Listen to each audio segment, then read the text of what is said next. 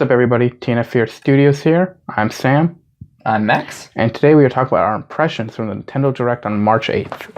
Which was yesterday. Correct. Yesterday. Right, so first thing they showed off was a new WarioWare game on 3DS, which I think is like some amalgamation of old WarioWare. That's what I got from it too. Because have you played older WarioWare games? I've played the one on the Wii, and I enjoyed it a lot. I haven't touched any of the DS ones because they didn't interest me. Okay. I enjoyed it for what it was, but I don't think I personally have no interest in playing another one. I played the one on the Wii. Every time I played that map on Smash Brothers, I played the one on Smash 4. Other than that, yeah, back in the 3DS days when I cared about the single player modes in Smash 4. No, I played one of them on Game Boy years back. Oh, Game Boy? Yeah, Game Boy had one. Oh, I thought the oldest one was on the original DS. I had no idea. Maybe it was the DS. I don't know. I thought it was Game Boy. Actually, I wouldn't. Trust me, I have no knowledge on the series.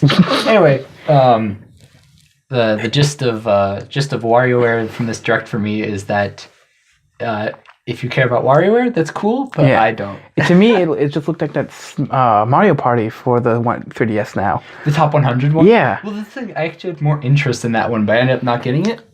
I mean, it kind of... Mario Party sucks on the 3DS. Yes. I get that. I have no interest in it only because it's not Mario Party. If I want to play mini games, I'll just go somewhere else. I'm not. Well, that's true, but for me, mini games are like the best part of Mario Party. For me, it's killing friendships. Yeah, no, yeah, right. Like the overall experience of like going through a full game of Mario Party is like it's like the experience that you're having with friends. But I think in terms of like mechanically how Mario Party goes, the mini games are the most fun part. So, but yeah, it's like the WarioWare is like that, but I care even less. I forgot to mention this. This is a complete side note. Right. I want to do. This is one of the shows idea. I totally forgot. I want to do a monthly Mario Party game, where any of the Mario Party games, any of the maps, 50 turns. I don't know if I could sit through that. I'm not the biggest Mario Party fan. 25 turns will work fine. Whatever the medium one is, but. If you're down for that, we can absolutely do that. If you think Jenny would be down for that as well... Oh, she would. We can do a 4-player one. It'll be perfect. Okay. Side note gone. WarioWare has no interest in me. I don't think I'm going to buy it. Oh, yeah. WarioWare. Not getting WarioWare. Okay. That's for sure. They also... they showed off another remake of a Mario and Luigi game. This time's Bowser's Inside Story. Unless I'm mistaken, the Superstar Saga remake hasn't even released yet, right? Is it? I don't think so, but I could be wrong about that. I could be wrong too. I actually have interest in both of these games, but I feel the same way about this one as I do the last one in terms of the 3DS remakes. Is that I prefer to play them in their original forms. At least for Superstar Saga, I've seen like the art styles compared side by side, and I like the way the GBA games look a lot better. I like the sprites way better than the ones that are in like the new Mario and Luigi style. So you like the Mario and Luigi series as a whole, correct? I'd say I have a positive impression of it, but I've played very, very little. Okay. I've heard Bowser's Inside Story was like the last good one, so I'm glad that it's getting a remake or a port, or whatever you want to call it. I mean, I'm sure if it sells well, it's not going to be the last one, but did you ever play Mario RPG? Yes, I haven't beaten it, but I enjoyed it. And Paper Mario, and the Paper Mario games are just... I love the Paper Mario games. I grew up playing those. So, I know, I've played a little bit of Mario Luigi, not a whole lot, but a lot of people say that it's a very good kind of like successor to the Mario RPG. Would you agree? Yeah, because... with Paper Mario was also in a way like a spin-off of Mario RPG, but Mario and Luigi is much more of like a follow-up, whereas Paper Mario was kind of its own thing, and then they turned it into like that. Whatever it is now. Rest in peace. It might come back, Switch, Paper Mario, let's hope for it. E3. I don't think that team is capable of making the kind of Paper Mario game I want. I think that's why we just fire the team, hire a new one. I think Americans could do it way better. True, though. If we get like a Sonic Mania situation, but Paper Mario. That's true. Oh, Mario and Luigi, the Bowser Inside Story, it looked interesting. I think it was a great concept, and I think yeah. They kind of rehashed it with Dream Team, where they're like, let's do the same sort of thing, except it's inside Luigi's dreams instead of inside Bowser's body. And I heard it wasn't all that great. It's kind of like a miss. So if I took it correctly, the two are being paired together, the Bowser Jr., or was that just a throw onto the side? Oh, so the Bowser Jr. thing is new. It's like with Superstar Saga, the remake comes with Bowser's minions. This is the same sort of thing where they're like an extra mode that wasn't in the original. So that way it's something, it makes this version a little more worth getting, which I appreciate. I like that, but this is an argument for a whole different thing. But I'll kind of relate it to this, where I don't like when games package themselves with another game, because it feels like it's just like, hey, we know our game isn't that great, but here's two games for the price of one. Like last year's Call of Duty did that, and I'm like, Billy, on what I was talking to you earlier, Star Fox Zero did that on release. It's like at that point, I have no expectations for your game. If you think that you need to pair it with something else to then do that, the only kind of example which you and me are both biased towards is when Dark Souls 3 paired itself with Dark Souls 1. Is that a thing? Yep. Oh, I didn't know that. PC, I think, did this as well. I think the only ones that didn't do it is PlayStation 4. But if you get the higher end edition when you bought it, I got the standard PC edition of Dark Souls 3. It gave you a free copy of Dark Souls 1. So when I got Dark Souls 3 for my Xbox, it gave me a free copy of Dark Souls 1 with it, even though I already had one. Yeah. But they're like, in case you didn't play Dark Souls 1 already, here is exactly what Dark Souls 3 is trying to be. Well, not quite, but...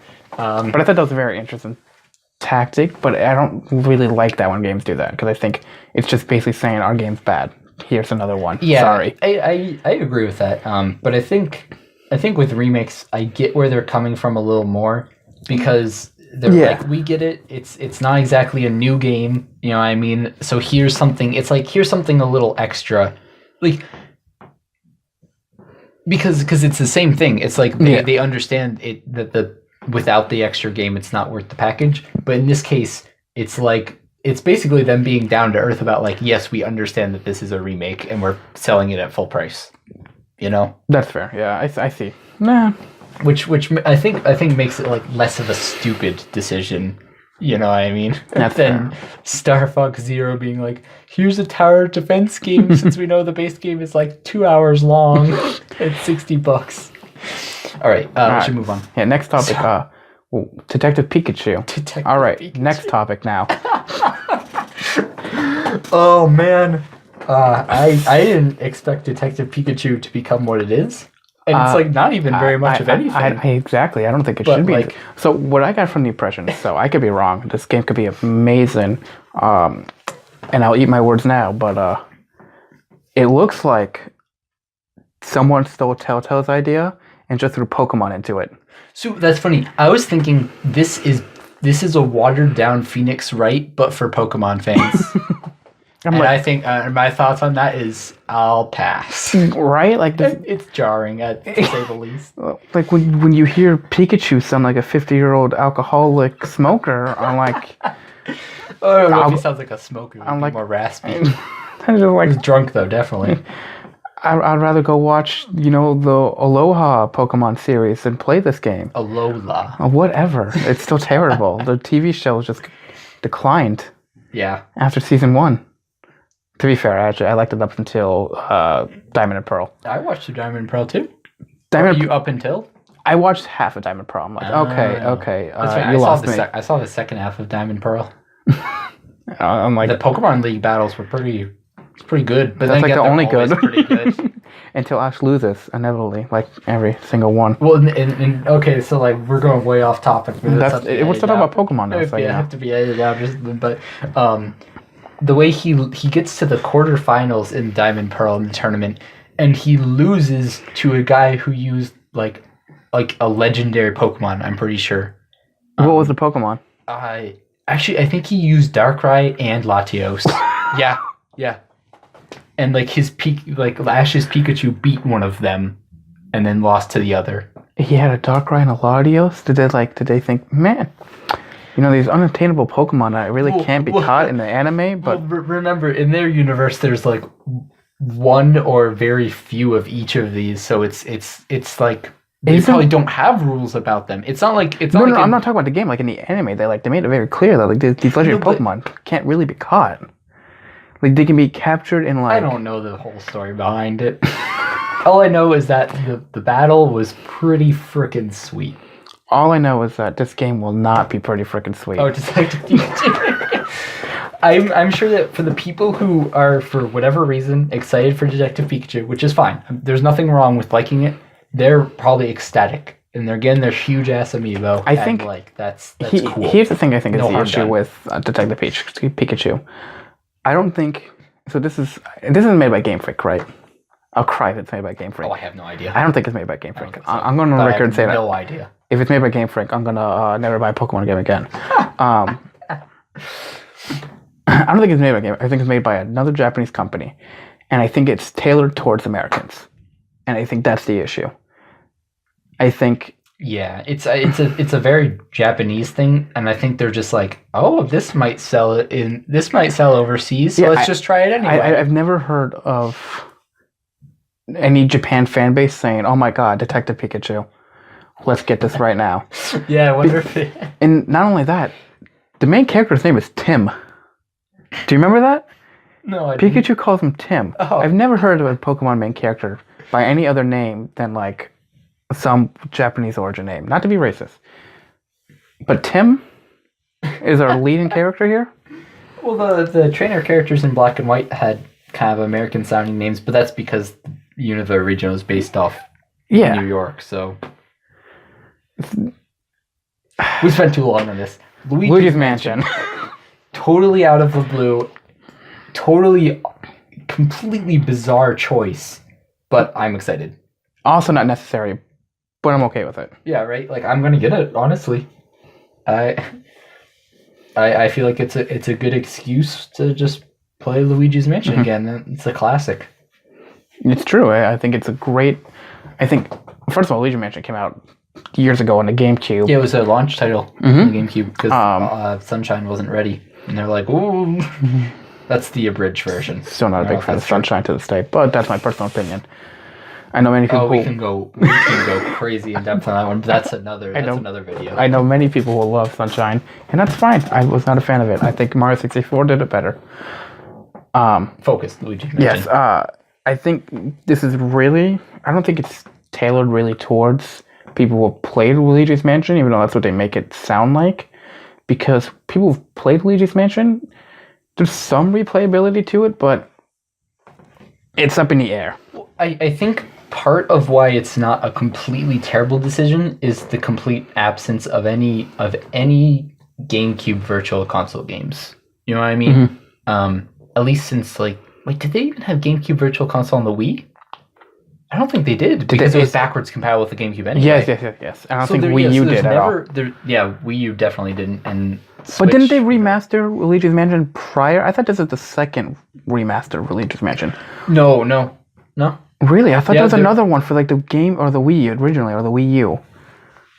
Okay, I thought there was, but maybe I'm just mixing up the second Luigi's Mansion game.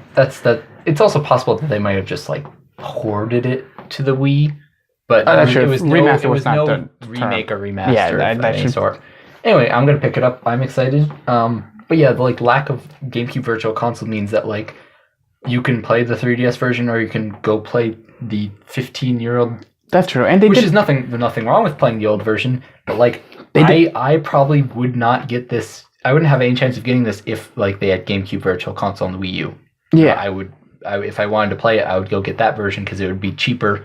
That's fair. And probably look better. They did add a couple of new things to it. They added the boss raid kind of mode. Yeah, the boss rush. I'm excited for that. And the map. I love the way the map. And I think looks that's true. I think that's really for the older fans who kind of want to pick it up again. But I really think this is tailored to newer kids who are Mario fans. And I think that's really what it is. Played Dark Moon on 3DS, but never had a GameCube because it was their it was not it did not sell well as a console. Mm-hmm. So this is for a lot of people is their first chance to play Luigi's Mansion, which makes me feel a lot happier that it exists. Aside from the fact that I'm happy that I'm going to have Luigi's Mansion on my 3DS. I'm going to play it. I will probably pick it up as well when it comes out.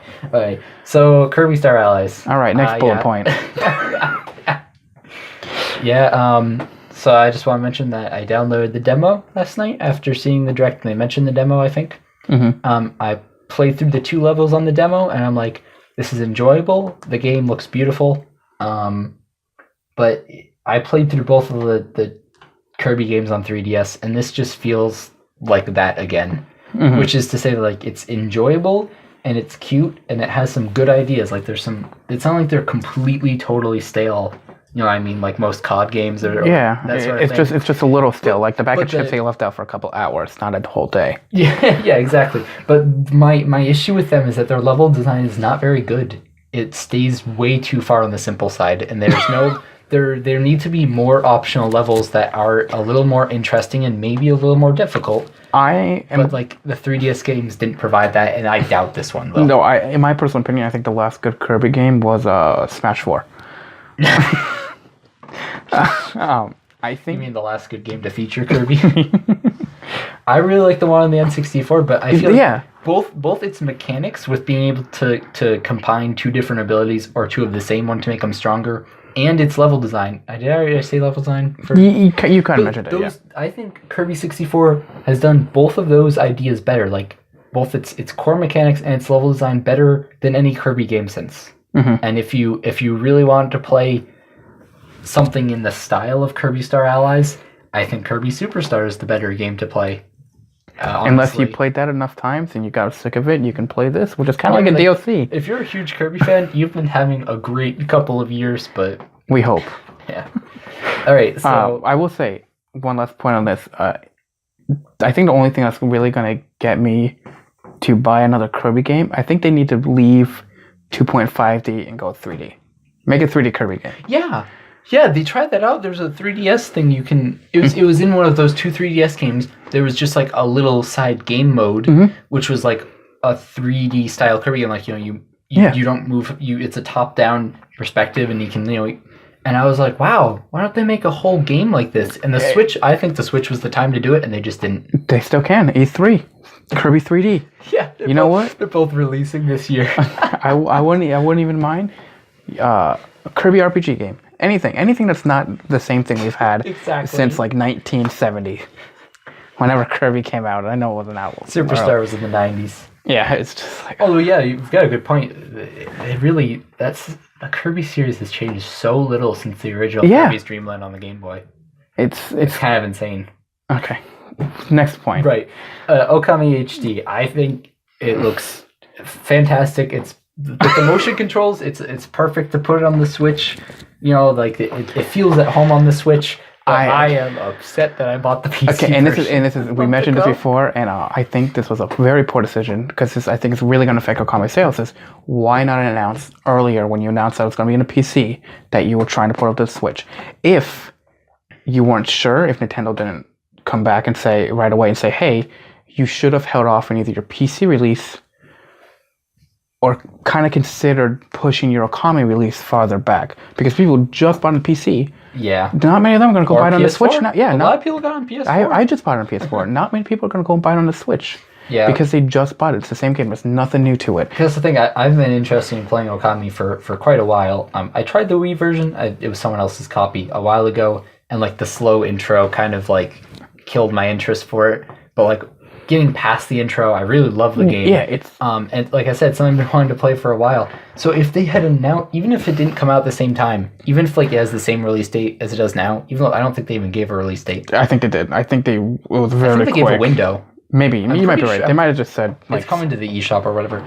Like, even if they knew that it wouldn't be ready at the same time because they're implementing the Switch-specific features, they should have let it be known when they announced Okami HD for everything else.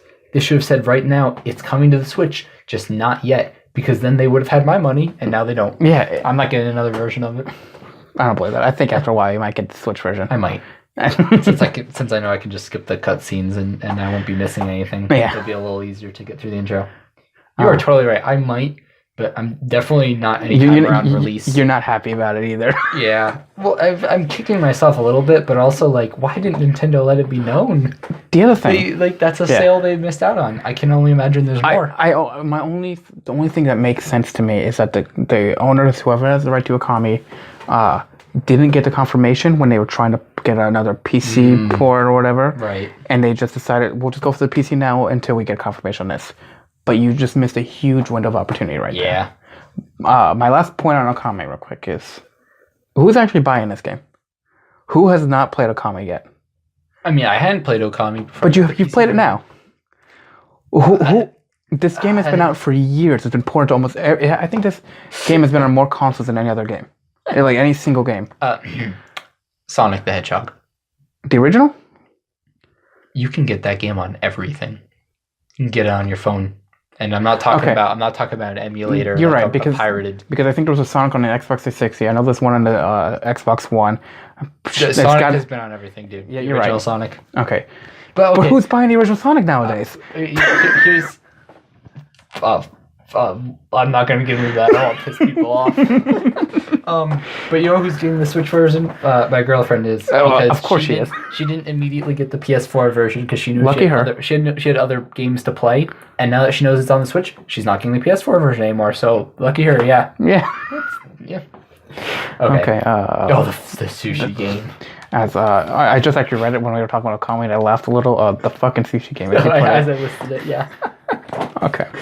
They've talked about this game to death, and I didn't care about it after 2 seconds of seeing it for the very first time. Unless there's another sushi game.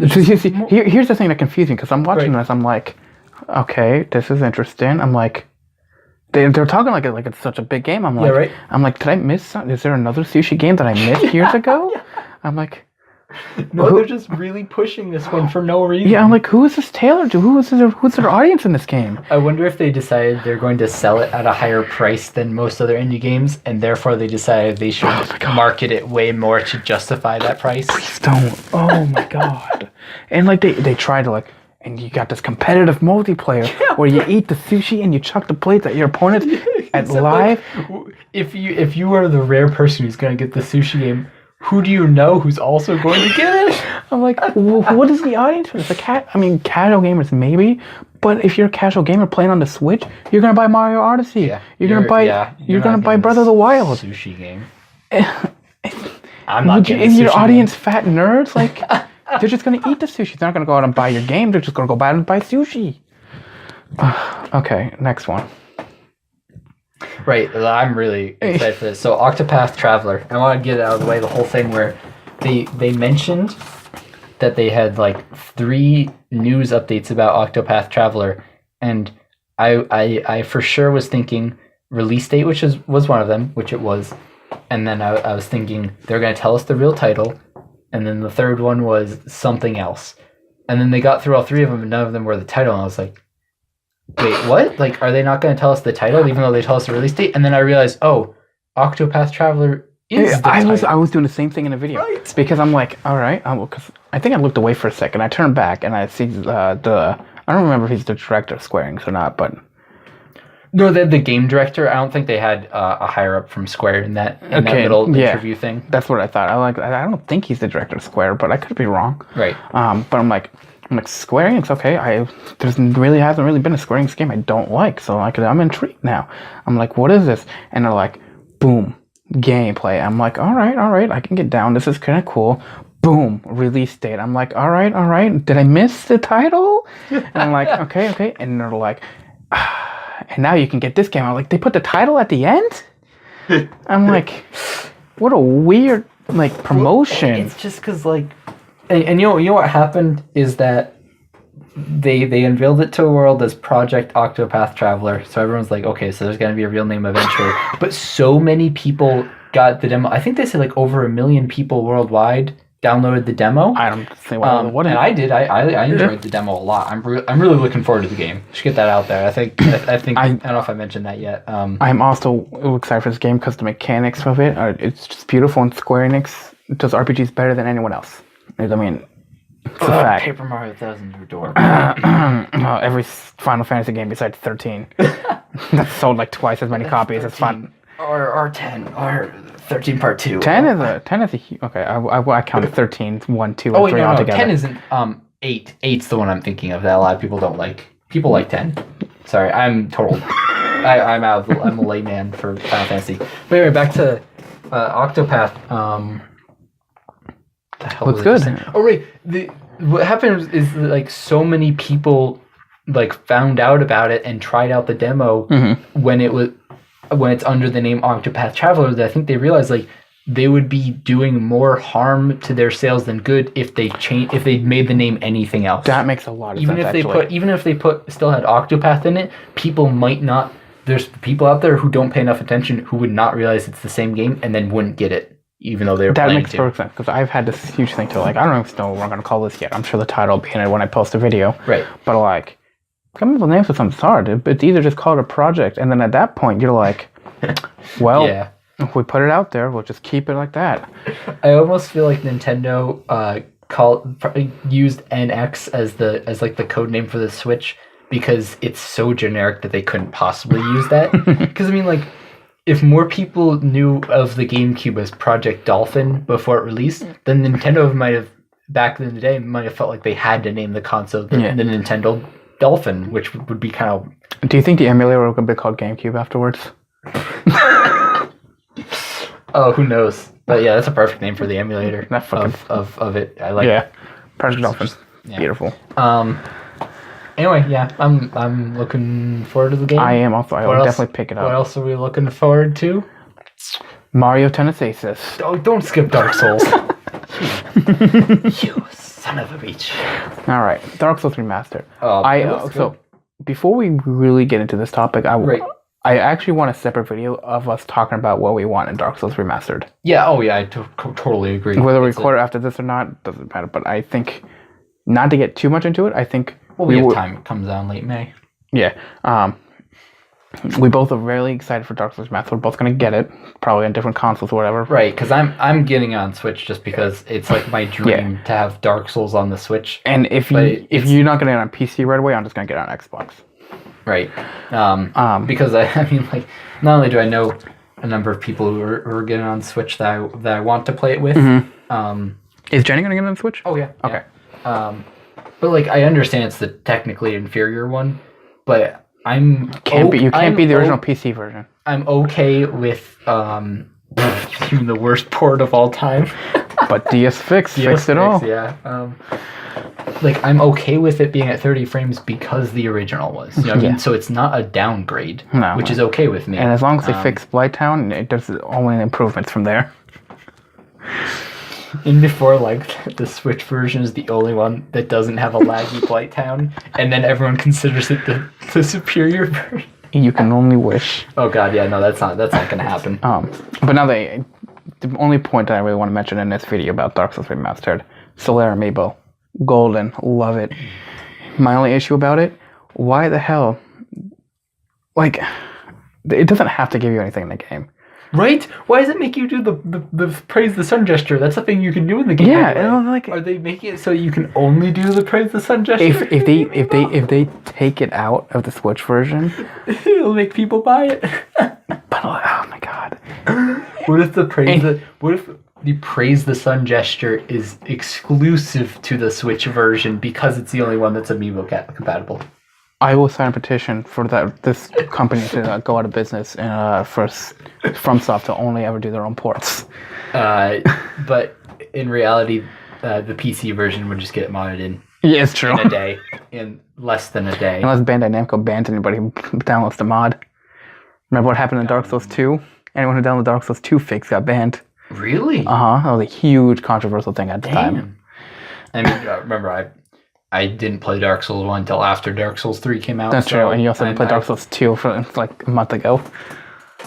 A little less than that, I think. I played it for about 2 hours, and I was like, okay, I might pick this up if if years from now, my backlog is completely gone through, and did you get on? You have a PC, right? Yeah.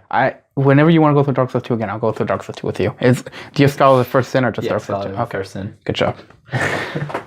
It fixes some of the issues. The thing is that that puts it above a lot of other games I've tried for a couple hours, which I've decided like I'm just never going to touch again. Like I have the potential to come back to Dark Souls 2, but I'm just not interested. At least at this point in time, there's so many games to play. God, we can have an entire series about the Dark Souls, Bloodborne stuff. Yeah, true. It's a whole other topic. Oh yeah, but anyway, Solaire Amiibo. I'm not the biggest fan of Solaire. I don't dislike him, but I feel like Solaire and the phrase. This is the part of the video where you just see everyone drop off. Yeah, this is where all the dislikes are coming in.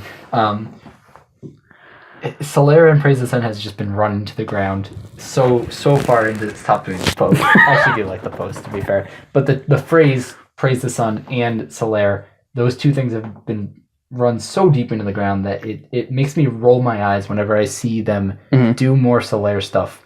And this amiibo was no different. And especially since in the direct they say Dark Souls plus amiibo, and the first thing that popped into my mind was a amiibo of an elite knight with the crest shield. They can either say it's Oscar or they can just say it's a knight amiibo, but it's the one they use in all the promotional material. It's iconic. Solaire is just like, I don't want a little Solaire sitting on my desk. I want a little Solaire on my desk. The chosen undead in the elite knight set on my desk. That's it. Now, with the beautiful crest would you have shield. complained if Havel was the amiibo? No, because he hasn't been just buried into the mantle of the earth by fans who won't shut up. To be fair, it's not just the fans. The director of FromSoft. Yeah, he's biased. Yeah, Solaire is his favorite character. Why do you think he made Solaire the most likable character in the game? And then he apparently like modeled the Praise the Sun gesture for the animators because he wanted them to get it just the way he wanted. And not only that, he was the one who said, I think this would be a great pose. And then everyone in the office, or not everyone, but like a couple higher ups are like, no, we don't want this. Well, I think... And he put it in behind their backs anyways. Well, actually, what I've heard is that he wanted to put it in Demon Souls, and they said no, and then he got it put in Dark Souls. Is that... I believe it was in Dark Souls where like they said no in Dark Souls, and he's like, fine. Wait, and then he put it in himself. So I still haven't played Demon Souls, as you know. Are there gestures in the game? Right? I don't remember. I don't think so. Okay, because if there are no gestures, then I have no idea what I'm talking about. I apologize. I'd have to go back. I haven't played Demon Souls in a long time. I will play Demon Souls eventually, but I'm not knowledgeable. I don't want to claim things I don't know. So, but I mean... I agree. Oscar would have been a great one. Havel would have been a great one. For the casual fan base, it just makes sense to sell Solaire. But I think if it sells enough, they will absolutely make more amiibos. I hope so. That's because I really hope so. I will buy this Solaire an amiibo. Artorias amiibo, dude. That would have been so good. That would have been the best choice. Imagine boss amiibos. What do they do? They don't have to do anything. Okay, good. I thought that's where you're going with it. What do any of the amiibos do besides the Smash ones? Oh, the Fire Emblem ones in Codename Steam give you the Fire Emblem characters. Okay. Good stuff. And Yoshi's Woolly World, if any amiibo you put on, he'll actually copy their color scheme. So you can actually get a Samus. Wow. It's actually really cool. You can get like a Samus one or... Still play the game. All right. I think we've talked enough about Dark Souls for this video. So... Mario Tennis Ace. So excited. Greatest game. This is going to sell the Switch for tons of people now. I can't tell how much you're joking. I love Mario sports game. I'm not a huge sports game fan. I don't really go out and buy the new Madden or NBA game. I have friends who do. They talk about it. I don't mind sports. I watch them. But I grew up playing the Mario sports games. Like Mario Soccer was my first... Mario Strikers? Yeah. I played a lot of Mario Strikers. That was like the first GameCube game I played. That was a good game, but I don't think I would have any interest in it nowadays. Mario sports games are just kind of like, to me. I don't see... Okay. I would get it if somebody else had it that I would play with. There's no casual way to play a Mario sport game. No one just plays it by themselves. Well, it's going to have a one-player mode, which they're making a big deal about. That did look interesting, and I think that's its biggest selling point compared to all the other ones. Because they had one on the Wii U, which was apparently had the least features of any Mario Tennis game, and they put it in the last year of the Wii U's life and expected it to sell anything. But even if they sold 5 copies, they probably made profit on that because it was so bare bones. Oh, I wish I actually made you rewatch that part of the Nintendo Direct before we did this. Probably a good idea, yeah. Because I was paying attention there's so much complex stuff that they added, and I was like, I was like, why did you need this stuff? Like, Mario Tennis was going to sell. You didn't need this. They're trying to convince people like me. Except the problem is people like me weren't watching that part of the track. Exactly. It's like, you can now pause in real time and aim where you want to hit the ball. And then hit it using your energy gauge. And then the other person has to use their energy gauge to slow down time. Inspired by Breath of the Wild bullet time. They're like, hey, it worked in that game. That game sold gangbusters. Yeah, it's like, and then you have to use your energy gauge to slow down time to hit the ball back. And then you can do trick shots where like Mario does this flip in the air and hits it, but it's tricky because you have to time it perfectly. Otherwise you miss. Oh, except for Nintendo, timing something perfectly means like an 8-frame window. And if you time it perfectly and you hit it, your energy gauge just shoots back up, and then you can do your super shot. Also, you can break another person's racket if you do power. If you do power shots, you can, and they try and hit it back, and they either hit too early or too late. It will damage the racket. If you hit 3 damage points, your racket breaks, and as the person who explained it said, you're KO'd. Okay, KO'd from the match. Here's the thing: all of these features, they, despite what Nintendo wants, they are not going to make me buy the game. But they're making me look forward to a possible video of the game by Video Game Donkey. I can imagine it being hilarious if he goes over all this crap. And so and then you get your power shots, which are very powerful and most likely get your point. Most likely. But be careful because they can still be blocked. She made a very good point about that they can still be blocked. Okay. But they have a chance to one-shot your racket. And then I'm watching this. I'm like, okay, this is interesting. It's not really not necessary.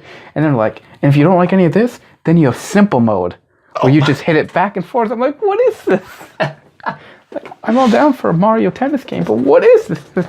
Also, why are they showing off all of those mechanics in the direct? Like, just leave them in the game, mention the most important ones, or mention 2 of them, right? Yeah. Mention the bracket breaking thing. Mention that, because that made me react. All the other stuff was like, oh, cool. Okay, so Captain Toad is getting ported to both the Switch and 3DS. I mean, if you didn't play the original Captain Toad, I say get it on your preferred, whether you prefer Switch or 3DS or whatever. I loved that game, but as someone who's played it, there's absolutely no chance of me buying the 3DS or Switch ports. You know what I mean? And then I bought Mario Kart 8 Deluxe, but I'm not gonna get Captain Toad again. It's a single player puzzle game. You know what I mean? It's entirely for people who didn't have a Wii U. That's what this port is. I was kind of confused why they threw this in the Switch. This would probably been the biggest, besides the Legion Mantis, this would have been their biggest highlight for the 3DS portion. Yeah, that's right. They should have. They could have just tweeted after. I mean, I don't know. They wouldn't. The thing is, they don't want to take any attention away from any Switch games. But it would have made sense to. You're right. Mention it during the 3DS portion. During the 3DS portion. Is my mic still there? Yeah, it's just pointed more towards your chest. Oh, how do I? Just adjust. Yeah, it's fine. Just adjust it. Where the? Oh. Yeah. There you go. Oh, okay. Sorry about that. But yeah, the Captain Toad. Yeah, I don't think I'll pick it up. If you ever get a Switch, I mean, I guess it depends on how much it runs. The original release on Wii U is $40, so there's a chance that the Switch port will cost less. But also, knowing Nintendo, there's a chance that it'll cost this full $60 because they're planning on selling it to people who didn't have a Wii U. So I don't know. I know that this is kind of a late complaint, but also, why Captain Toad? You could have just made of, Mario 3D World, the little Captain Toad levels in that. Yeah. Literally, it's funny. I played those levels in Mario 3D World, and they were my highlight of the game for me, honestly. And I was like, wow, I could play a whole game of just these. And then 2 years later, they're like, hey, we made a whole game of just these. And I was like, well, I'm sticking to my word. And I loved Captain Toad. That's fair. All right. I think it's really good, but it's also you know what it is going in. It's not exactly a mind blowing game. It's just a very well executed game. Okay. It also just appeals to me. So Undertale. Have you played Undertale? Yes, I played it less than a month after its release, and it's one of my favorite games of all time. Just throwing that right on the table. I've never played it from start to end. I played bits and pieces of it. Right. My fiance loved it. I think there's no reason for it not to be on the Switch, I think. I completely agree. I feel like the effort they're doing of porting it to Game Maker 2, which the Switch supports because no Nintendo console supported Game Maker 1. Yeah. The effort they're doing of pouring it to the Game Maker 2 engine is well worth it to put it on the Switch. And I'm glad that they're doing the effort. Also, I mean, what else has that studio done? What? What else has that studio done for the studio that made Undertale? Oh, Toby Fox. This is his first game. That's exactly he's been a composer for a while. I was a big fan of Homestuck, so it was funny. Like I knew about Undertale because I was like, oh, it's a game made by the dude who made all the best songs from Homestuck. Yeah. And then Undertale exploded to be like 1,000,000 times more popular than Homestuck will ever be. It's like a much better Five Nights at Freddy's. What? Well, that's a statement.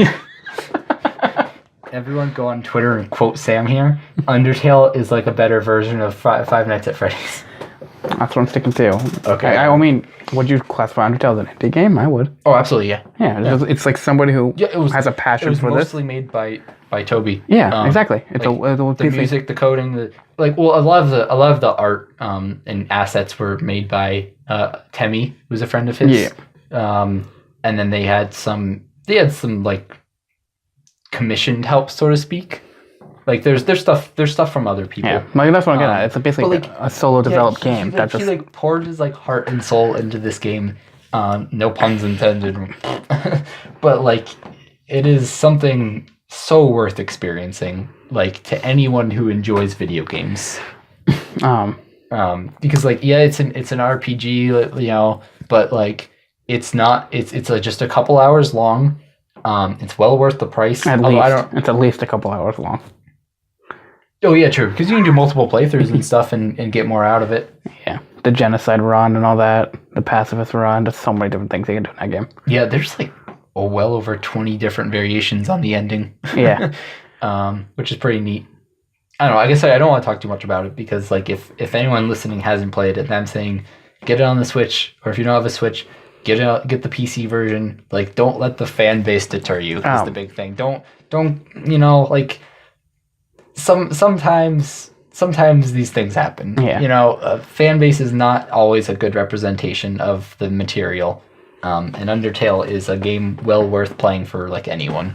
That's true. Like going back up, like don't let Dark Souls fan base deter you from getting the remastered if you haven't got that. God. Just because someone tells you to get good doesn't mean you have to. You're probably gonna want to if you want to play the game. But the get good mentality is like one of the most cancerous things on like the internet. Only casual scrubs play games that aren't Dark Souls. Yeah, right. Oh my god, it's a whole other thing. But the last thing I will say about Undertale is that the press conference did it justice. It's oh my god, it was so funny. I loved its reveal. Yeah, it did it justice. I bet you anything Toby Fox wrote those lines. He must have. I wonder if they're like discussing with him, like putting together a trailer for it or whatever, and he's like, I've got some ideas. Yeah. He's a unique guy. Okay. I don't have much to say about the next one. I've never played one of these. Really? Never, not any version of it. It's not one of the games I got when I got my PlayStation 1. Crash Bandicoot is another game that I grew up with. A phenomenal PlayStation game. I was amazed to find out they were actually pouring it over to the Switch. Yeah, really, really surprising. I wonder how much money Nintendo's dishing to Sony to have this on their console. I almost think it's just like a jab at Xbox. Like, oh, we'll let Switch have this, but you can't have it. It's a fuck you to Microsoft. I can get behind that. It was like that was really interesting. I thought, I'm like, okay. I'm still not sure if I'll get them though because I really like putting the trilogy together for a $40 price tag. I like that a lot. I think the graphics suit it because it's trying to like kind of stick to like the vision of the original style. You know what I mean? Because it's still keeping colorful. But have you heard about the stuff with in Crash 1 and maybe Crash 2? Crash 3 is unaffected in terms of the physics, but his jump physics and his character hitbox are not the same as in the original. Mm-hmm. So some levels are like way more frustrating to complete than they ever should be, and it's kind of shit. And kind of based on that, it's like I would rather buy the PS1 disc of Crash 1 if I want to play through Crash Bandicoot the original rather than get the Insane trilogy because I don't like the idea of supporting such a shitty oversight, you know? So here's what I have to say about this. You should absolutely get this game or the older ones, regardless. It doesn't have to be on a Switch just to get the Crash series because it is, I'd say, a good milestone in gaming history. Gaming, yeah. It's a 3D platform where the camera is not always an issue. Yeah. Which, like, not to say that modern 3D platformers have that issue, but from the time frame Crash released, they made the smart decision of being like, no, we're not going to have this horrible, shitty camera that never does what you want it to. Yeah. I mean, there's the parts and levels where you have to, like, come toward the camera, like if you want to get every box in the level, and that's kind of shitty, but I'm using the word shitty a lot. It started out, I was pretty clean, and I'm just... the Switch version is okay if you want to take it on a portable and like just play here, there, everywhere.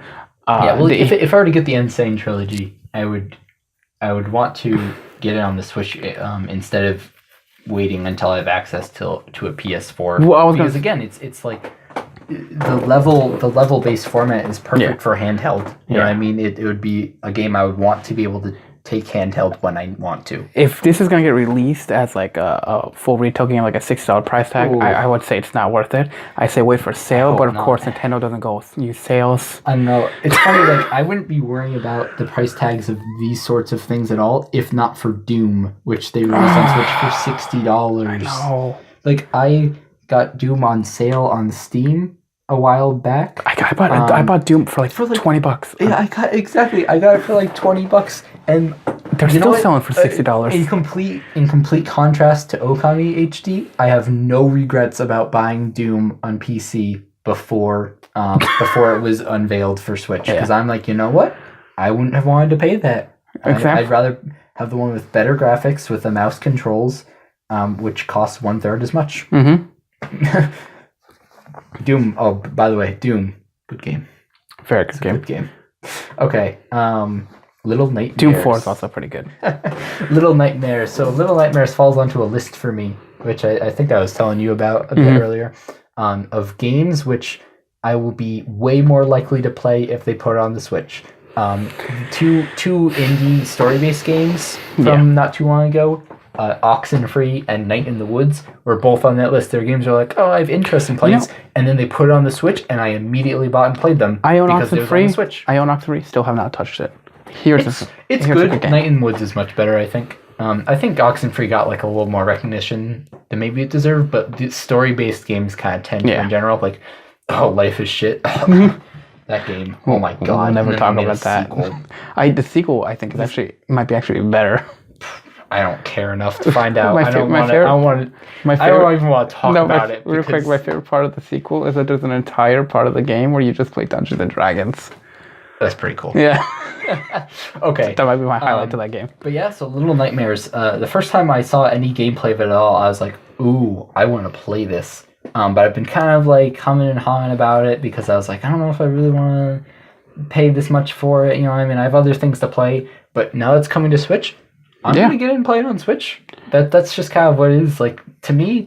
And this is that's a little bit the Nintendo fanboy thing because I like my Switch because of what it is, but also like indie games coming to Switch is perfect because it's like I can play it on the nice screen, and then when it's time to bed, I can go play it in bed. Like it's it's a 3DS on crack. And so any game that's going to get ported to my 3DS on crack is a game I'm more interested in playing than it would be otherwise.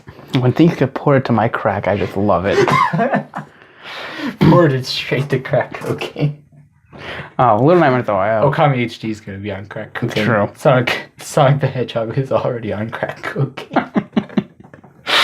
Little Nightmares is a fantastic game. I don't know if I'll buy it on the Switch. I don't see any reason to have a second copy. Yeah, it's the sort of thing I wouldn't double dip on. Yeah, it makes sense if you haven't played it yet, and like this is the perfect time to play it.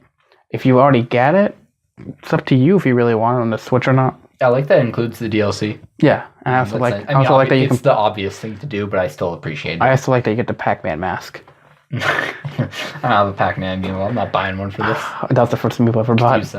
I could use an action replay NFC chip though if I really wanted. So words on this next one. All right. Why?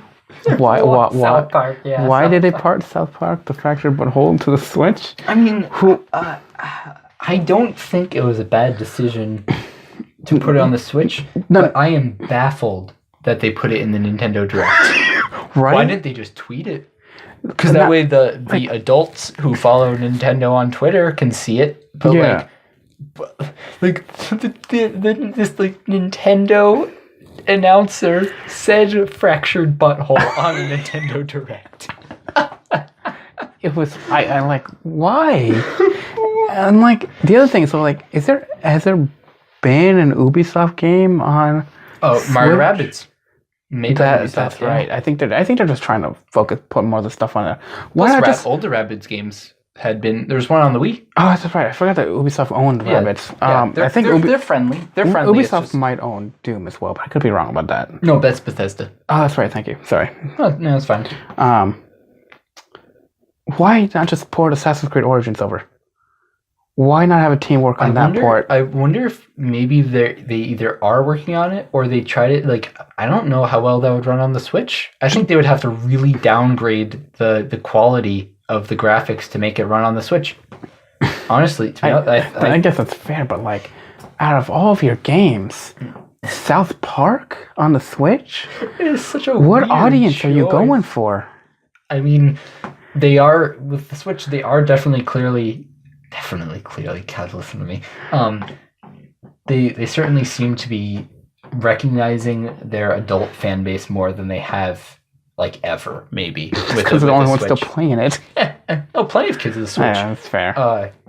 Jenny works in a school, and you should hear talk about kids reacting to any mention of a Nintendo Switch. They flip their shit over the mention of Mario Odyssey. But the kids in that school also dab like they work for Adolf Hitler, so I mean... Moving on. ARMS. I have nothing to say about this, but you ARMS, I believe that ARMS is a good game. I believe that it is... I don't know if an ARMS 2 is worth it, but I think this is a good step to interesting fighting style of gaming on the Switch. Like, we had motion control fighting games before. We had like that Star Wars one on the Wii. Oh. Yeah, they had a Star Wars Clone Wars game, which was pretty well. Like the lightsaber motion, stuff like that worked pretty well. I've never even heard of it. We've had some similar stuff to that. I think this is a much better attempt, and I think it can only improve from here. I don't think ARM has a future other than being the first of its kind. Yeah, I can see them returning to it in a while, but like in like years, you know. I don't think it. They wanted it to be Splatoon. Yes. Their whole strategy was like exactly the same as what they did with Splatoon 1, and they were hoping that with the new Switch and everything, it would take off, and I don't think that happened. There's at least enough fan base that they're hosting a tournament. I mean, I don't think it did poorly, but I just think they were hoping for another Splatoon situation, and I don't think that's what they got. Like, have you heard of a diehard ARMS fan before? Because I haven't. No, yeah. Well, I mentioned this to you earlier. The whole ARMS demo thing was a complete opposite situation of what happened with Splatoon. Yeah. Because back in the Wii U days, they announced Splatoon. I was like, what is this? And why are they spending so much time talking about it and like directs and presentations and whatnot? But I sort of like gained a little bit of interest over time. And they announced the demo, which would be, free to try it out for a couple hours. And I was like, okay, no, like I've always been super behind the idea of trying out demos because I wouldn't have gotten Codename Steam if I hadn't tried the free demo for it. And I love Codename Steam, and like almost no one has played it, and even a lot of the people who played it didn't like it, which is kind of a shame to me. That's another story. Yeah. But I played the Splatoon demo and I was hooked, and I went and bought the game right away. I needed it and I loved it, and I bought Splatoon 2 on release, and I loved that. ARMS demo comes along. I was like, I'm not sold on ARMS, but I'll try out the demo, and the demo just confirmed for me that Arms is a game I'm never going to be interested in. But I don't think there's anything wrong with it. No. Just really not for me. I hope people have fun with the tournament, though. Yeah, which is like already being a thing. Mm-hmm. Nintendo's like, and now we're announcing a tournament, but unlike any real tournament, it's happening right now. Like, what? Can you imagine if like Evo stayed quiet for half the summer, and then they're like, all right, everyone, show up to the first day of bracket tomorrow. What?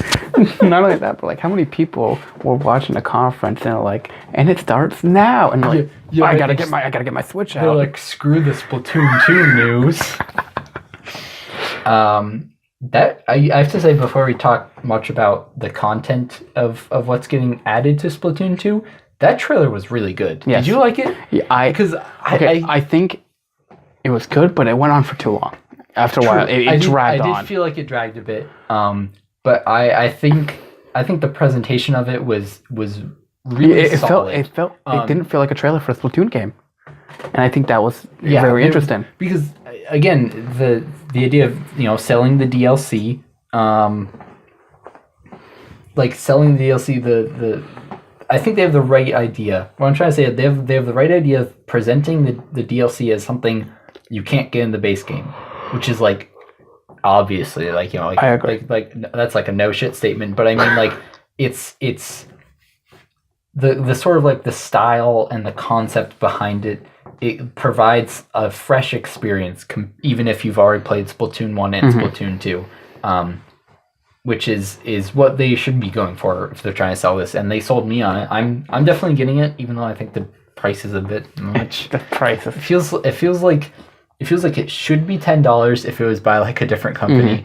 And I would say that $15 would be the best compromise. I would say $15. I wouldn't complain about the price if it was $15, even if it probably could be sold for $10 and make sense. My biggest issue with this DLC is that the game is primarily multiplayer, which is true, and like that's their biggest focus, which is fine. And now they're releasing a single player DLC, and like I don't think that's gonna. Not every Splatoon player is going to buy that. Not like some, especially like the younger kids. I don't think they're going to buy a single player expansion to this. I think this is. I don't know though, because I think kids, a lot of kids, and this is just speculation more than anything. I think a lot of kids probably got more out of the single player of Splatoon 2 because it's fairly easy. You know what I mean? It's as far as Nintendo games go, the challenge is pretty low in Splatoon 2. Whereas when they go online, they might not be doing well all the time. And even so, Splatoon is in a format where you don't have to be very good to contribute and have fun. But even so, if any kids are watching this, I feel like there's a decent chance they're asking their parents to buy the DLC for them. But I mean, again, their kids aren't necessarily their focus with a lot of, especially with directs. Yeah, I think this would have made more money. I mean, they put South Park in the direct. They're not worrying too much about the kids. I think this would have made more money just being a multiplayer expansion. You mean, or no, being a what's the word I'm looking for? Just like a costumes standalone and stuff. Oh, a standalone. If this was a standalone, and then you added extra content to this, as like basically make this a $20 game. That makes the price seem more worth it. If you're going to promise if they just made this an eShop title. Yeah, and if you just, I would actually. I think I can get behind that idea. That price that makes more sense because then they're going to continue to add on to this if it's its own title, and just because I wonder if that actually now I'm thinking about it more, that might have even been theoretically a better strategy. Because people who aren't interested in the multiplayer aspect might get that standalone thing, and it might interest them in Splatoon 2 enough that they do get the full Splatoon 2 game. Because no one's going to buy Splatoon and be like, oh, well, there's expansion right here. If I want to play a single player, I'll just get this with it. No one's going to do that. That's what you're spending. I disagree. I think that this DLC is definitely not selling anyone who didn't already want to get Splatoon 2. But for me personally, I enjoyed the single player levels. I thought the single player was a huge improvement over Splatoon 1 single player. Because of like just the fact that you use so many more weapons, and I think the level design was much more interesting. And so when I see that they're doing even more interesting and different stuff with single player, I'm like, I want that, and I'm willing to pay the price for it. Yeah. I am. As a I'm marketing, gonna get it when it comes out. As a marketing plan, it just made more sense to make it a standalone game, to then be like, hey, if you like this, here's our multiplayer version of it. Yeah. And again, I can get behind that too, but you can also kind of see why they don't want to do that. Yeah. It almost feels kind of risky in some ways. And for people like me who have Splatoon 2 and are interested in this, it does feel kind of weird to like download a separate game instead of a DLC. I mean, like, if there was back on the Wii U, I would have said like, make it its own release. Yeah. But Nintendo is on the DLC train now, so it's what's normal these days. It would make more sense for promise of extra content coming to this single player expansion. The single player expansions, I can't see it being very long and being worth the $20. So most season pass are $20, and you're asking for your DLC to be $20.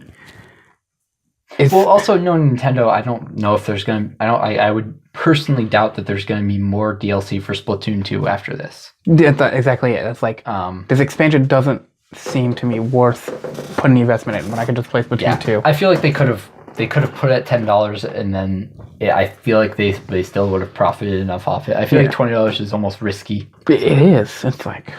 But what they're probably thinking is they're like, oh well, the Zelda DLC was $20, and Xenoblade 2 DLC, the season pass is like $30. The Mario Rabbids season pass is $20. They're like, well, DLC expansions cost $20. That's what we're gonna do for this one. Even if it's not worth it, people will just accept it. And they will, and that's the worst part. Again, but for me, it's just because I really like the single player of Splatoon 2. I know that I like 80 of my hours in Splatoon 2 are like 90% of my playtime is in the multiplayer. But I also really appreciate that they're putting paid DLC in a multiplayer game that does not mess with the multiplayer. It does not give anyone an advantage for buying this. It does not Cloud Bayonetta. Really. It does not split up the online base between those who have bought the DLC and those who haven't, which is detrimental for matchmaking in like a year from now. That's true. That's really what split it up so basically everyone has half as many people to play with. Yeah. Because it would have to be split between those who do and don't have DLC. Yeah, a lot of older Call of Duty stuff from that as well. Well, I mean that's I guess what I'm saying that would be true if like the matchmaking being split would be true if they added maps or game modes in DLC. And then the alternative to that, if they don't split up matchmaking with multiplayer DLC, is to add like gear and weapons, which then turns the game into pay to win. Yeah. Which is possibly an even worse situation than splitting up the matchmaking. So I honestly, part of why I'm willing to pay the $20 is because I want to say to them, thank you for putting paid DLC in a multiplayer game that does not screw with the multiplayer. It does not mess it up for people who can't get the DLC or aren't interested, which I appreciate so much. One more topic before we get to our last topic, which will take up most of the rest of the conversation. We're already an hour in. The one thing I wanted to mention, what are things that you wish they had addressed in the Direct? That they didn't? Yeah, like things that you wish do you mean stuff I wished going in? Like things that you wish they would have mentioned that you were kind of hoping for. Okay, that you thought would be interesting. I've learned to not hope for anything in the Nintendo Direct because you can't expect anything of Nintendo. And this Direct was all the more pleasant to me because Luigi's Mansion and Smash were, Smash Bros, there it is, were pleasant surprises. Yes. But in retrospect, I'm wondering, where's the final campaign for Shovel Knight? That's supposed to be coming out in Q1. And I think it's coming to the Switch before it's coming to anything else. Because that's what they did with Spectre Knight last year. Yeah. And like they said, I might be wrong about the Q1, but I'm pretty sure I remember them saying that King of Cards for Shovel Knight would be out Q1. And I'm like, where is it? We already have a trailer for it, but they like now was the time to give me the release date for that game, and now I'm wondering what's happening. So here's what I wonder they might do. We talked about this earlier. I don't think they'll do it, but amazing thing to do is like E3 is when they have that show for Shovel Knight. They show like what's left to see for it, and at the very end of their Shovel Knight part of the conference, they're like, and now it's out right now. You can get it right now. I thought you were gonna say that's when they announce Shovel Knight being in Smash Bros, which I just realized, and I think that's actually a strong possibility of why they didn't show off. That would be out because they want to. If that was Shovel Knight, since we'll get into this later. Okay, say like that the King of Cards release happens at the same time that they announce Shovel Knight being in the new Smash Bros, or the next Smash Bros, I should say. We'll get into that part. We should probably get into it now. I don't know, unless you have something more. I get some more stuff. Okay. Is that the only thing that you kind of wish you saw there? I mean, that's pretty much, because like I said, I've obviously I would love if they put an Animal Crossing on the Switch, but I don't want to be one of those people that's like, where is it? It's definitely happening this time. I'm like, just enjoy what we get. They're getting a lot of good stuff that I'm looking forward to playing, and I'm happy about what we have. I'm not disappointed about what we don't have. Yeah. That being said, like, I thought King of Cards would be out by now, so I'm kind of just confused on that front. A couple of things I was a little surprised going to the Direct was the only Mario thing we really saw was Mario Tennis. Nothing for Odyssey, nothing for any other like Mario, even like ports to the Switch. Yeah. I thought we'd see a lot more of those, like 64. Like, we both are kind of up in here about that. I don't know what's going on with Virtual Console in terms of the Switch. Yeah, it's like... They have a couple arcade classics on the eShop. Yeah. Where you can get the original Mario Bros, but, like, it's not Virtual Console. Yeah, and, like, I feel like there should have been more Mario. I feel like there should have been something else about Zelda. I feel like... They said... They already announced that all DLC is done for Breath of the Wild. Yeah, so. but I'm sure this is probably something you mean some other Zelda thing. Yeah. Oh, see, Mario and Zelda, if they're going to talk about those, which, like, a new big games for those, or even ports, honestly, is the sort of thing that's big enough that they're saving it for E3. That's what I'm saying. If it's a new Mario or Zelda, like, thing in general, I'm perfectly fine. But, like... Even the ports, honestly. I feel like they're wasting their time at that point. I feel like that's just an excuse to have... something in an E3 conference. Ports should never be put into an E3 conference. It just doesn't make sense. Unless you're doing a complete remaster, it shouldn't be an E3 conference. Okay, but like, say Mario Sunshine came to the Switch, would you want a port in HD or would you want a remaster? I would want a remaster, but I'm surprised that we saw nothing of either of those two, the biggest franchises. The only thing we got was tennis. Well, the thing is, they both got like huge games last year for both of those series. So I think they're trying to make sure everyone's happy. You know, they're part of what makes the Zelda series as good as it is that they're not running it into the ground. That's true. You know what I mean? It's been around for 30 years, and there's plenty of games, but they're not like I'm trying to think of an example. But it hasn't turned to Kirby. It hasn't, you know what I mean? That's true. If Zelda's getting the Kirby treatment, I would, even though it's Zelda, I would be getting a little sick of it. The next thing I'm surprised we didn't get was anything about Metroid. I thought we might have got... I was expecting to see something about Metroid going into this. I think other people feel the same way, and I think an important clarification is that Metroid Prime 4, which I don't think that's going to be the final title, because they even said that's just like a placeholder title, because it's not necessarily following the Prime games, so it's just in the same style. Sorry, I'm going off on a tangent this is fine, because this is something I was actually very interested in at the end of this conference. Right. Metroid Prime is that after... You know how it's just a teaser that like all it did was say that it's in development? Yeah. You know what I mean? And we got nothing about what the game is or release window or whatever, is because after E3 last year, Reggie confirmed that they revealed the next 3D Metroid game, the one for Switch, way earlier than they ever reveal games in general, because they knew that Metroid fans were wanting it, and they wanted to let them know that it was in development. Yeah. Because of the kind of unique situation the Metroid series is in. And so that Metroid game, it's not coming this year. If we It's definitely not coming this year. yeah, if we hear anything about it, then I'd say it's reasonable to expect to hear something about it at this year's E3. I agree. But for this direct, I'm thinking it's too far off for them to feature it in a normal direct. That makes I think E3 is fine because everyone watches I guess E3. I think a tech demo would definitely make sense at E3 for the Yeah. And then I would be surprised. I would say no like playable things for the press for Metroid. But I would say the first trailer, because what we got is a teaser with no gameplay. That's I'd true. say the first trailer is coming this E3. See, that's where I feel like a trailer in this would have been awesome. And maybe then like a 10-second gameplay teaser. that's what I'm thinking. Like a trailer in this, and then a tech demo at E3 would just be amazing. Yeah. And then I wouldn't be surprised if we see the new Metroid Q1 of 2019. Honestly. The new what? Q1 of 2019. I wouldn't be surprised if that's when we see the next Metroid. I'm saying summer of 2019 or maybe later is my prediction, but I'm not saying that it coming sooner is off the table. Because, we don't know how long it was in development before they put that teaser at E3. I think we just don't know. As long as there's not a bunch of competition in Q1, I think that's the prime time to put Metroid out. We need to pause or take a break because I have to use the bathroom. Okay. All right.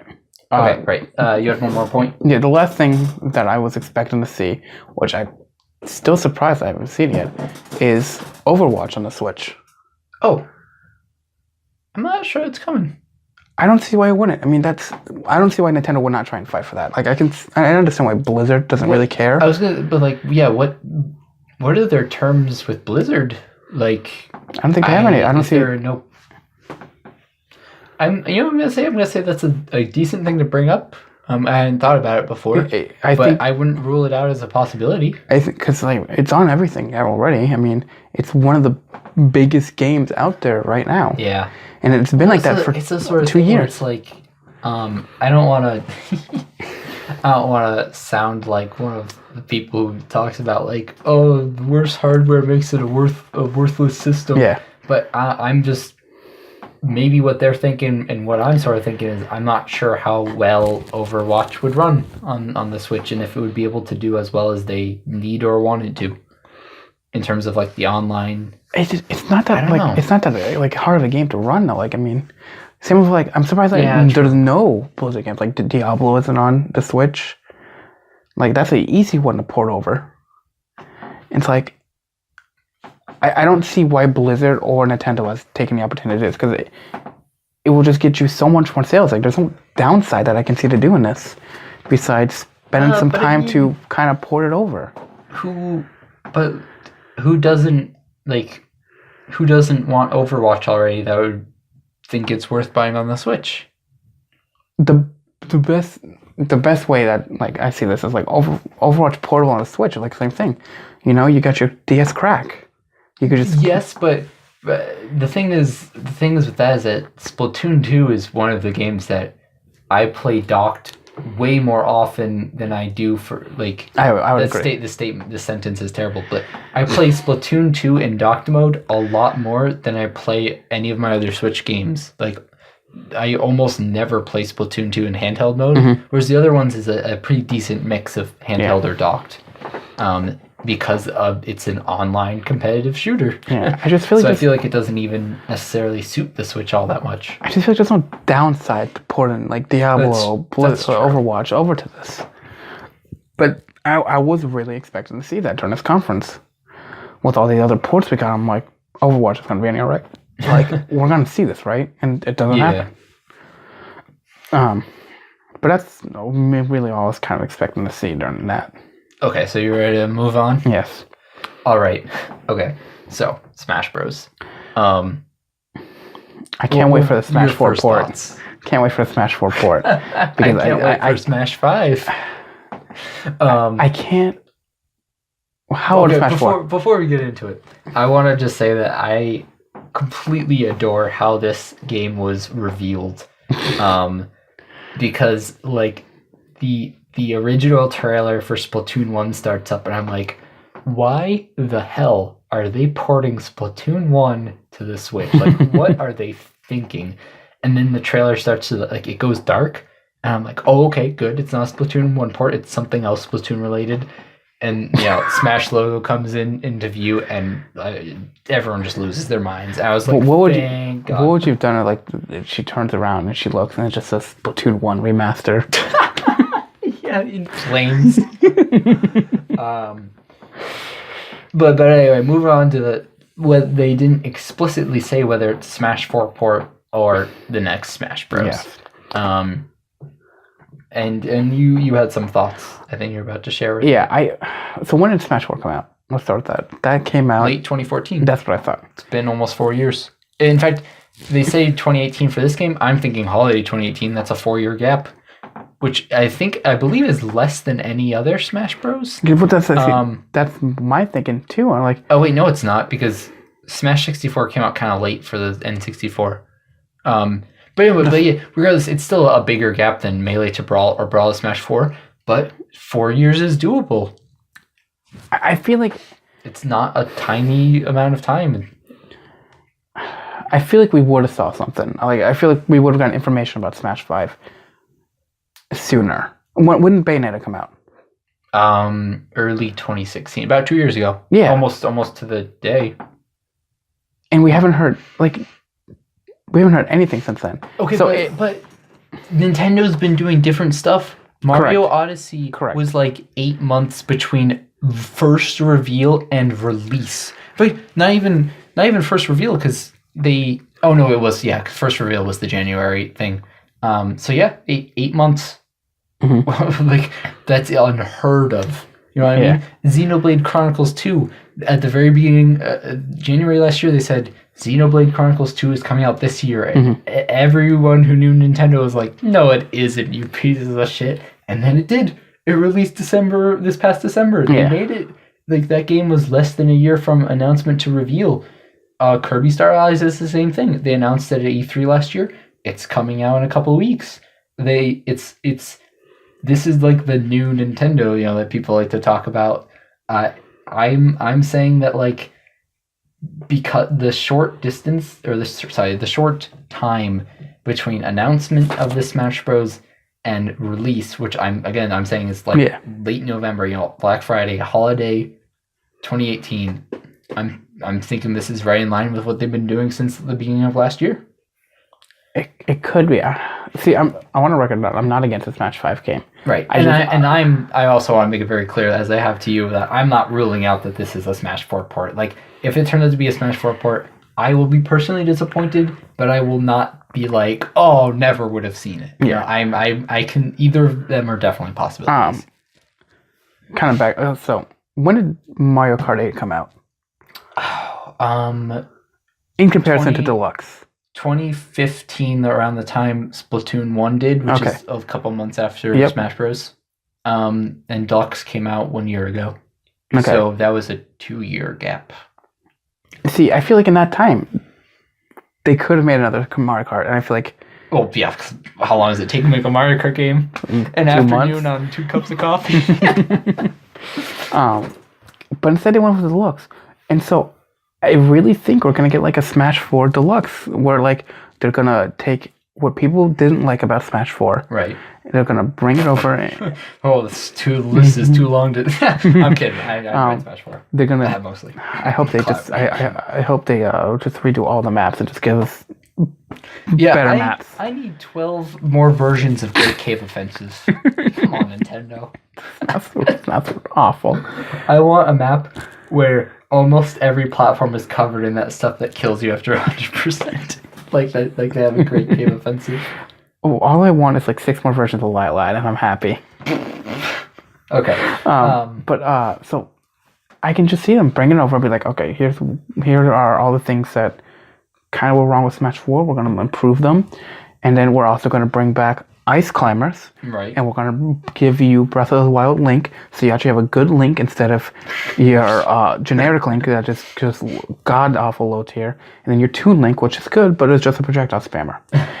And then we're going to give you the Squidlins, Inklins, just because we think it's funny.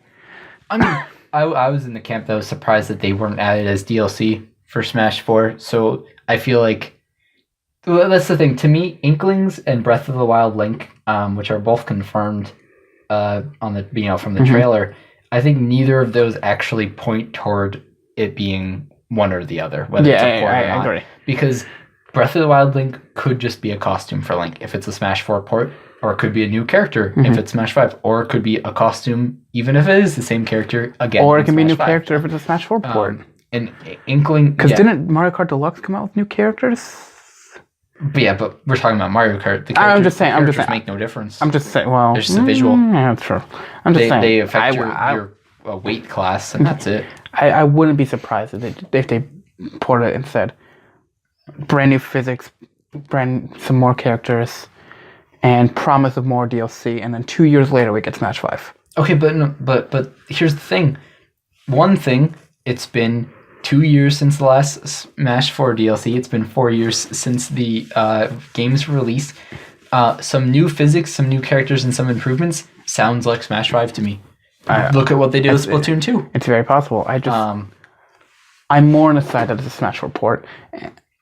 Okay, but so I'd like to just present my argument for why it is Smash 5. And again, I'm not ruling out Smash 4. None of this stuff is definitive. In an email Nintendo sent to people who get Nintendo emails, which I do, and I'm not sure why I do. Maybe Nintendo account or something like that. And also I think maybe even on their Twitter, they list the Smash Bros. 2018 as Super Smash Bros. Working title. Yep. And the trailer didn't mention anything about it being a port. And these are two things which they have not done for any other game that's gotten ported to Switch. Like all the Wii U games that got ported to Switch, they said that it was a port right off the bat. They gave a release date immediately. Like its reveal trailer was a trailer that made it extremely clear what the game was. And to me, to do something different for Smash Bros. Is not only bad marketing, but it's almost misleading when you look at it next to their other stuff. But they also like to troll the Smash fans. Like I think Bayonetta was just one big troll. Sakurai likes to troll Smash fans. Nintendo doesn't necessarily. It's a horrible move, especially given how much better their marketing has gotten since the Switch. Like that alone might be enough to convince me that it's a new Smash Bros. Game. Is that the huge contrast between it and all of the games that have been ported from Wii U to Switch. That's a solid point. Another thing is there's this is more of like a tinfoil hat like conspiracy theorist detective sort of thing. But the copyright on it said 2018. It didn't say 2014 to 2018 on it. You go look at copyright for Wind Waker HD, it has 2002 and 2012 on it. Because I don't know if those are both exactly. No, 2013. Okay. Because it has to. It's this because of the original Wind Waker. Yeah. And some people are mentioning like the original game copyright HAL thing, but that is something that's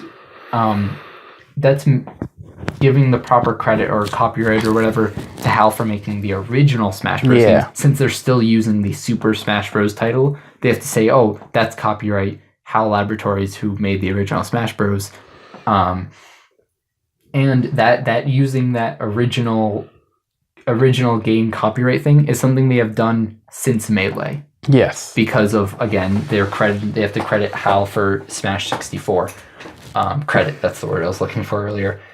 If it was a port, the copyright would have to have 2014 in there somewhere. Because the game, that's what all the other ports do.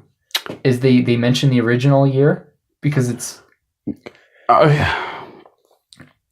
have to look back into this. Okay. But fair enough. To be fair, I kind of like combed everything over because I wanted to. To be fair, have we ever gotten a teaser trailer for a port like this before? Not from Nintendo. So could it be fair that the copyright is only for the trailer and not the actual game? That could be a possibility. Again, I would say even though I think my copyright point contributes to the possibility of being Smash 5. Yeah. I'm not trying to pull it as like the trump card definitive. I think it like, again, even with that copyright thing, which I think is a good point, I still can see the possibility of this being a Smash 4 I port. also agree I'm that not this going is a to be high like, possibility. I'm not going to say, oh, I'm so surprised I was wrong about that. I'm going to be like, oh, well, I was wrong. Yeah, I think the working title is a very good reason why this could be a Smash 5. I don't know if this is the right time to release a Smash 5. I don't know. People want Smash Bros on the Switch. They don't. People want Smash Bros every year, though. True, but like the thing is, so few people bought a Wii U, and Brawl released in 2008. Holy Lord, Brawl released in 2008. Jesus Christ. 10 years ago. 10 years ago. Like this month, 10 years ago. Oh my God. Anyway. Oh, that's not something I need to realize in the middle of this. I feel old. Oh yeah, that key is... One day I open up the laptop and that key was busted, and I have no idea. Yeah. Anyway.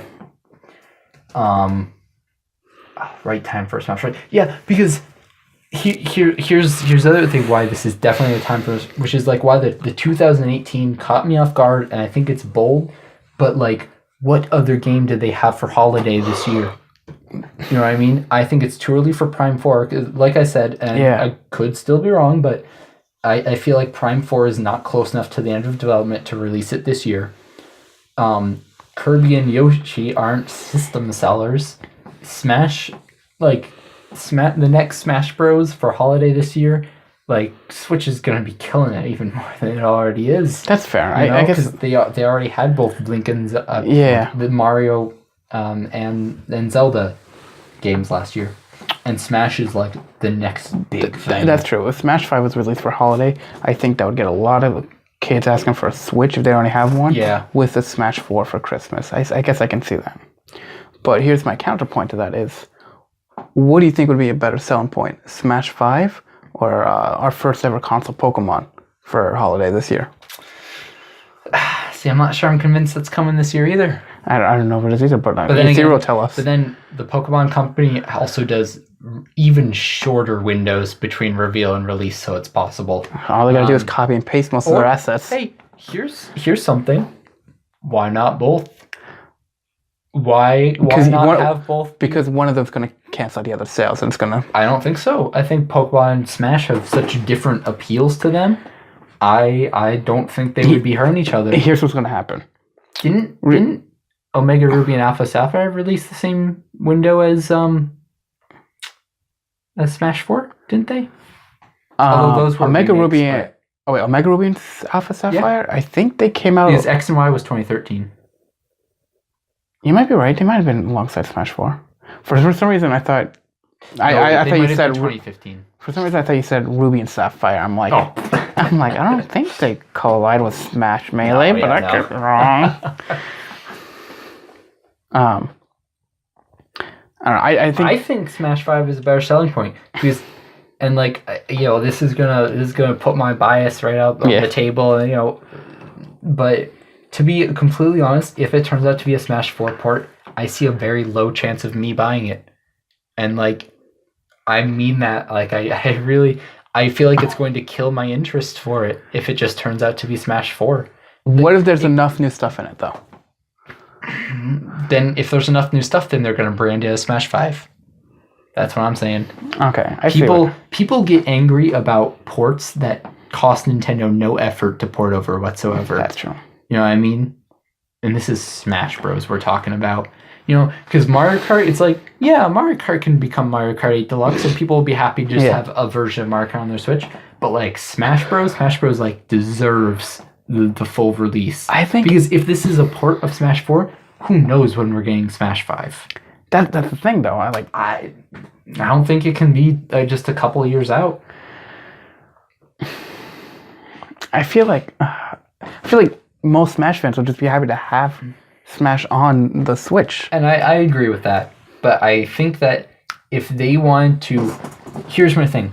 If they had wanted to just port Smash 4 over to the Switch, I think they would have done it already.